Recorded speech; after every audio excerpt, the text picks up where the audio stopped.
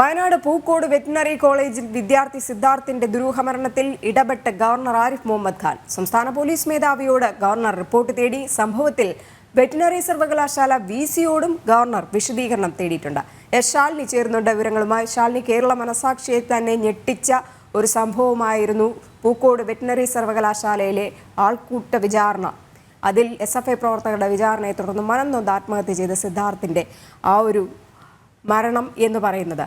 എന്തായാലും ഇപ്പോൾ ഗവർണർ ഈ വിഷയത്തിൽ ഇടപെട്ടിരിക്കുകയാണ്. വിസിയോടും ഒപ്പം പോലീസ് മേധാവിയോടും അന്വേഷണം നടത്താൻ, വിശദീകരണം നൽകാൻ ആവശ്യപ്പെട്ടിട്ടുമുണ്ട്.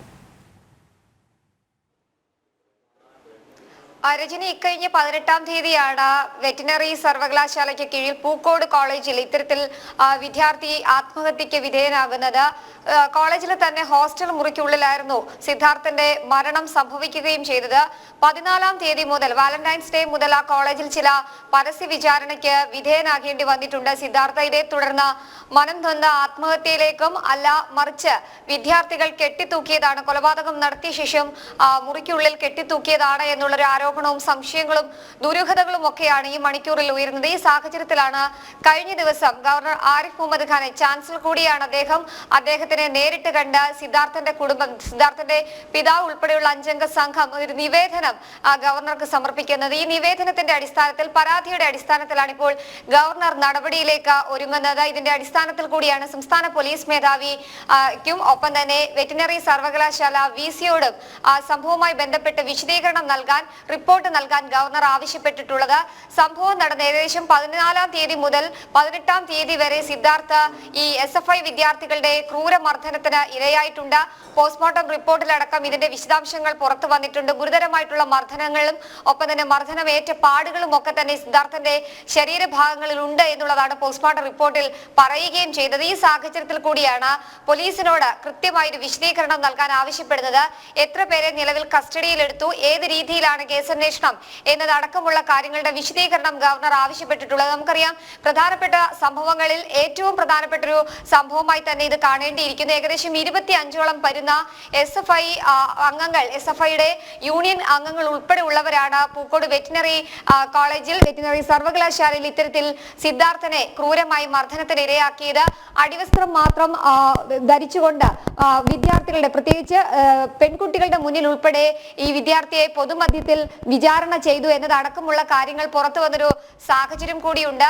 കുടുംബം ആരോപിക്കുന്നത് വളരെ ഗുരുതരമായിട്ടുള്ള ആരോപണങ്ങൾ കൂടിയാണ്. കാരണം ഒരു രീതിയിലും തന്റെ മകൻ ഇത്തരത്തിലൊരു ആത്മഹത്യയിലേക്ക് പോകില്ല എന്നുള്ളതാണ് മാതാപിതാക്കൾ വ്യക്തമാക്കുന്നത്. ആ സാഹചര്യത്തിൽ കൊലപാതകമാണ് എന്നുള്ള നിലപാടിൽ ഉറച്ചു നിൽക്കുകയാണ് ഈ കുടുംബം. ഈ സാഹചര്യത്തിൽ കൂടിയാണ് നീതി തേടി ഗവർണറെ സമീപിക്കുകയും ചെയ്തത്. അതിലാണിപ്പോൾ കൃത്യമായ നടപടി ഗവർണർ സ്വീകരിക്കുന്നത്. എന്തായാലും വെറ്റിനറി സർവകലാശാല വിസിയോട് ഈ വിഷയവുമായി ബന്ധപ്പെട്ട് റിപ്പോർട്ട് ആവശ്യപ്പെട്ടിട്ടുണ്ട്. ഡീനും ഡെപ്യൂട്ടി ഡീൻ ഉൾപ്പെടെ ഉള്ളവർക്ക് ഈ ഒരു സംഭവവുമായി ബന്ധപ്പെട്ട് നേരിട്ട് പങ്കുണ്ട് എന്നുള്ളൊരു ആരോപണം കൂടി ഉയരുന്നുണ്ട്. പ്രത്യേകിച്ച് ഈ സംഭവം നടക്കുമ്പോൾ ഔദ്യോഗികമായി കോളേജിൽ നിന്നും അറിയിക്കേണ്ടതോ അല്ലെങ്കിൽ അവർ സ്വീകരിക്കേണ്ട നടപടികളോ ഒന്നും തന്നെ ഡീനിന്റെ ഭാഗത്ത് നിന്നോ അല്ലെങ്കിൽ കോളേജിലെ ഉന്നത ഉദ്യോഗസ്ഥരുടെ, അധികൃതരുടെ ഭാഗത്തു നിന്നും ഉണ്ടായിട്ടില്ല എന്നുള്ളതാണ് ഈ കുടുംബം ആരോപിക്കുന്നത്. അതുകൊണ്ട് തന്നെ കൃത്യമായ ഒരു അന്വേഷണം ഈ സംഭവത്തിൽ വേണം എന്നൊരു നിലപാട് കുടുംബം മുന്നോട്ട് വെക്കുന്നുണ്ട്. എന്തായാലും ഈ കേസന്വേഷണത്തിൽ കഴിഞ്ഞ ദിവസങ്ങളിലൊക്കെ ABVP ഉൾപ്പെടെയുള്ളവർ തുടർന്ന പ്രതിഷേധങ്ങൾക്ക് അതിന്റെ പശ്ചാത്തലത്തിൽ കൂടി 6ഓളം പേരെ പോലീസ് കസ്റ്റഡിയിൽ എടുത്തിട്ടുണ്ട്. അതിൽ നിർണായകമായിട്ടുള്ള വിശദാംശങ്ങൾ വരുന്നത്, ഇതിൽ ഏറ്റവും പ്രധാനപ്പെട്ട പ്രതി എന്ന് സംശയിക്കുന്ന ഒരു SFI പ്രവർത്തകൻ കസ്റ്റഡിയിലാണ് എന്നുള്ളതാണ്. പക്ഷേ നേരിട്ട് ഈ കേസുമായി ബന്ധപ്പെട്ടുള്ള 12 പേർ ഒളിവിലാണ് എന്നുള്ളതാണ്. ഈ കുടുംബം ആരോപിക്കപ്പെടുന്ന 12 പേർ ഒളിവിലാണ് എന്നുള്ളൊരു ന്യായീകരണം, വിശദീകരണമാണ് പോലീസ് നൽകുന്നത്. ഈ ഘട്ടത്തിൽ കൂടിയാണ് കേസന്വേഷണത്തിന്റെ വിശദാംശങ്ങളും ഒപ്പം തന്നെ കോളേജിൽ നടന്ന സംഭവങ്ങളുടെ വിശദാംശങ്ങളും ആവശ്യപ്പെട്ടുകൊണ്ടുള്ള നടപടിയിലേക്ക് രാജ്ഭവനും ഗവർണറും കടക്കുന്നത്. എന്തായാലും ഈ ഗവർണർക്ക് ഇനി ലഭിക്കാൻ പോകുന്ന റിപ്പോർട്ടിന്റെ അടിസ്ഥാനത്തിൽ തുടർ നടപടികൾ ഗവർണർ സ്വീകരിക്കും. എന്തായാലും കേസന്വേഷണം ശരിയായ ദിശയിലെന്നാണ് പോലീസും വ്യക്തമാക്കുന്നത്. രജനി, ശാലിയുടെ എടുത്തു പറയേണ്ട ഒരു കാര്യമുണ്ട്. കാരണം നമ്മൾ നേരത്തെ ഈ ഒരു വിഷയം ചർച്ച ചെയ്തിട്ടുണ്ടായിരുന്നു. അപ്പോൾ ഈ സിദ്ധാർത്ഥിന്റെ അമ്മാവൻ പറഞ്ഞൊരു കാര്യമുണ്ട്. ഈ സംഭവം നടന്നത്, അതായത് 14-ാം തീയതി വാലന്റൈൻസ് ഡേ തൊട്ട് ആണ് ഇത്തരത്തിൽ അക്രമങ്ങളൊക്കെ തന്നെ അവിടെ നടന്നിട്ടുണ്ടായത്, ക്രൂരമർദ്ദനങ്ങളൊക്കെ തന്നെ. അതൊക്കെ തന്നെയും ഈ SFI പ്രവർത്തകർക്ക് കണ്ണടയ്ക്കുന്ന ഒരു നിലപാടായിരുന്നു കോളേജ് അധികൃതർ സ്വീകരിച്ചിട്ടുണ്ടായിരുന്നത്. ഈ സിദ്ധാർത്ഥിന്റെ മരണശേഷവും ഇവർ, ഈ കുടുംബം പോയി ചെന്ന്, സിദ്ധാർത്ഥിന്റെ കുടുംബം ആ കോളേജിൽ പോയി ചെന്ന് കാര്യങ്ങൾ തിരക്കുമ്പോൾ പോലും അവർക്കറിയില്ല, പോലീസ് സ്റ്റേഷനിൽ പോയി അന്വേഷിക്കൂ എന്നുള്ള മറുപടിയാണ് നൽകിയത്. ഇപ്പോൾ ഈ റിപ്പോർട്ട് കൂടെ ഗവർണർ ആവശ്യപ്പെട്ട സാഹചര്യത്തിൽ, റിപ്പോർട്ട് കൂടി തേടിയ സാഹചര്യത്തിൽ ഈ അധ്യാപകരടക്കമുള്ളവർ അകത്താകാൻ തന്നെയല്ലേ സാധ്യത? അതുതന്നെയാണ് ഏറ്റവും നിർണായകമായിട്ടുള്ള കാര്യം. 14-ാം തീയതി മുതൽ ഈ വിദ്യാർത്ഥി മർദ്ദനത്തിന് ഇരയാകുന്നു. 15-ാം തീയതി സിദ്ധാർത്ഥ് കോളേജിൽ നിന്നും വീട്ടിലേക്ക് വരുന്നു.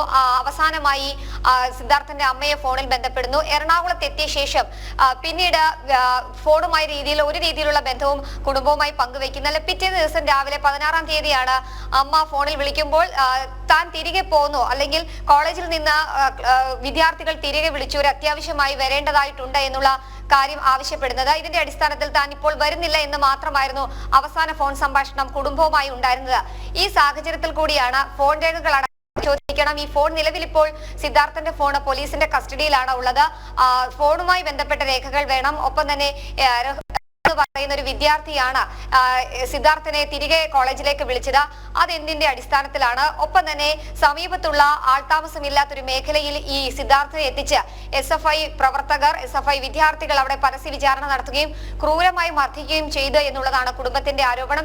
ഇതെന്തിനു വേണ്ടിയിട്ടാണ് എന്നുള്ളതും കുടുംബം വ്യക്തമാക്കണമെന്ന് ആവശ്യപ്പെടുന്നുണ്ട്. എന്തായാലും ഈ സംഭവത്തിൽ തുടക്കം മുതൽ തന്നെ കോളേജ് അധികൃതർ SFIയെ സംരക്ഷിക്കുന്ന ഒരു നിലപാട് സ്വീകരിച്ചിരുന്നു. അത് കുടുംബം ഉൾപ്പെടെയുള്ളവർ ആരോപിക്കുകയും ചെയ്യുന്നുണ്ട്. പ്രത്യേകിച്ച് ഇത്തരത്തിലൊരു സംഭവം നടക്കുമ്പോൾ, ഒരു മർദ്ദനം അല്ലെങ്കിൽ കോളേജിൽ ഒരു റാഗിംഗ് പരസ്യ വിചാരണ നടക്കുമ്പോൾ കോളേജിന്റെ ഡീൻ ഉൾപ്പെടെ ഉള്ളവർ എടുക്കേണ്ട നടപടികളുണ്ട്, നിയമ നടപടികളുണ്ട്, പോലീസിനെ ഈ വിവരങ്ങൾ അറിയിക്കേണ്ടതായിട്ടുണ്ട്. പക്ഷെ അത്തരത്തിലുള്ള ഒരു നടപടിയും കോളേജിന്റെ ഭാഗത്ത് നിന്ന് ഉണ്ടായില്ല എന്നുള്ളതാണ് ഏറ്റവും ശ്രദ്ധേയമായിട്ടുള്ള വിഷയം. അതുമാത്രമല്ല, ഈ മരണം സ്ഥിരീകരിച്ച ശേഷവും ഔദ്യോഗികമായി ഡീനോ അല്ലെങ്കിൽ ഡെപ്യൂട്ടി ഡീൻ ഉൾപ്പെടെയുള്ളവരോ ഈ കോളേജിൽ നിന്ന് ഔദ്യോഗികമായി കുടുംബത്തെ വിവരം അറിയിച്ചില്ല എന്നുള്ളതും മറ്റൊരു പ്രധാനപ്പെട്ട ആരോപണമായി നിൽക്കുന്നുണ്ട്. ഒരു PG വിദ്യാർത്ഥി മാത്രമാണ് ഈ ഒരു വിവരം, അല്ലെങ്കിൽ തിരുവനന്തപുരം സ്വദേശിയായ ഒരു വിദ്യാർത്ഥിയാണ് ഈ കുടുംബത്തെ ഈ മരണവിവരം അറിയിക്കുന്നത്. പിന്നീട് ഇവർ ബന്ധപ്പെടാൻ നോക്കിയപ്പോൾ ഫോണിൽ കിട്ടുന്നില്ല എന്നും ഈ കുടുംബം ആരോപിക്കുന്നുണ്ട്. എന്തായാലും ഏറെ മനുഷ്യ മനസാക്ഷിയെ ഞെട്ടിച്ചൊരു സംഭവമായി മാറുകയാണ്. അതിലാണിപ്പോൾ സംസ്ഥാനത്തിന്റെ പ്രഥമ പൗരൻ അല്ലെങ്കിൽ